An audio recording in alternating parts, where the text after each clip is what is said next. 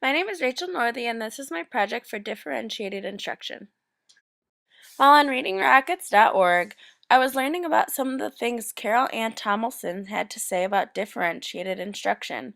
She quoted that differentiation means tailoring instruction to meet individual needs. Whether teachers differentiate content, process, products, or the learning environment, the use of ongoing assessment and flexible grouping makes this a successful approach to instruction. Differentiated instruction is important because, as Johnson states in Literacy 2.0, classrooms are also communities of practice where each student possesses unique knowledge and perspective that pushes the thinking of other students. The differentiation of content, process, product, and learning environment allows for students to engage with more depth than just being at school. It makes it meaningful to them. The two students I chose to get to know on a personal level to help see where their instruction could be differentiated are named David and Lily. By getting to know them on a personal level, my hope is that I can make learning more meaningful to them. They are both in kindergarten at Kavanaugh Elementary School in the Lansing School District. David and Lily are both 5 years old and are both African American. My first student is named David. David's favorite thing to do while he's outside of school is watch TV and movies with his two older brothers. He lives with his mom, and they like to watch football games and Medea movies. Some places he likes to go outside of school with them is Toys R Us, and he said his favorite toys are Ninja Turtles. His motivation about coming to school has to do with math. When I asked him why, he said he enjoyed counting and numbers.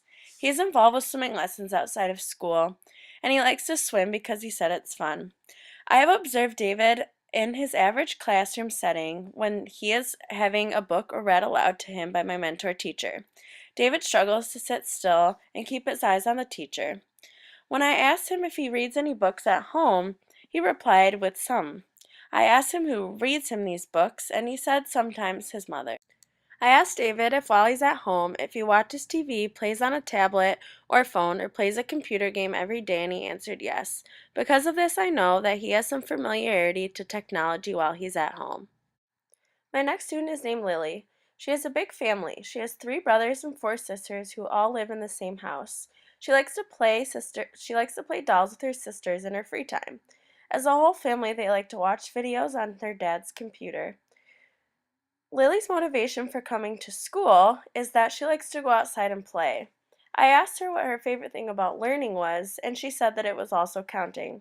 She is involved with dance when she's not in school. Lily said that her older sister reads to her sometimes on her Kindle, and she said she likes to read about princesses. It seems as if both of my students use technology while at home and both seem to enjoy it. I want to find out how I can best use technology in helping them learn. To begin assessing my students to see how I could best accommodate them and their unique knowledge, as Johnson puts it, I read them a narrative reading from the QRI book. The reading was primer level and it was called Fox and Mouse. I started the assessment by asking both students the concept questions before reading them the story, because I wanted to make sure the content of the story was familiar to them. They both answered proficiently. Gunning suggests in Chapter 3 if you want to assess young kids' retelling skills, you say to them, pretend I haven't read the story and tell me it in your own words. So that is what I did. When David retold the story, he recalled 8 out of 30 ideas. I think it's important to note the number of ideas he recalled, but also to note that he missed some aspects of the story that would qualify as key ideas. Lily recalled 5 out of 30 and actually recalled less of the key ideas than David. They both remembered things that happened in the story, but none of them were significant. I had them also try to retell an expository text.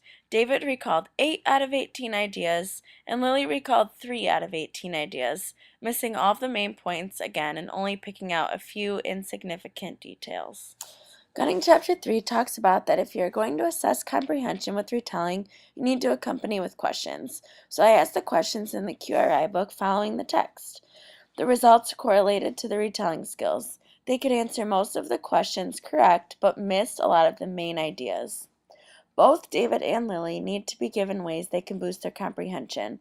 A way instruction can be tailored to best meet their learning needs would be allowing the content of what David and Lily are working on to be relevant to them so that they would be more interested. For example, David could practice retelling the events in a football game, and Lily could retell a video she watched on her dad's computer with her family. To incorporate technology in an appropriate way, I could play a sports clip on an iPad and have David retell it. I could have Lily listen to a story on an iPad about dancing and have her retell it. This is how I have reconstructed the cognitive model. It is centered around differentiated instruction.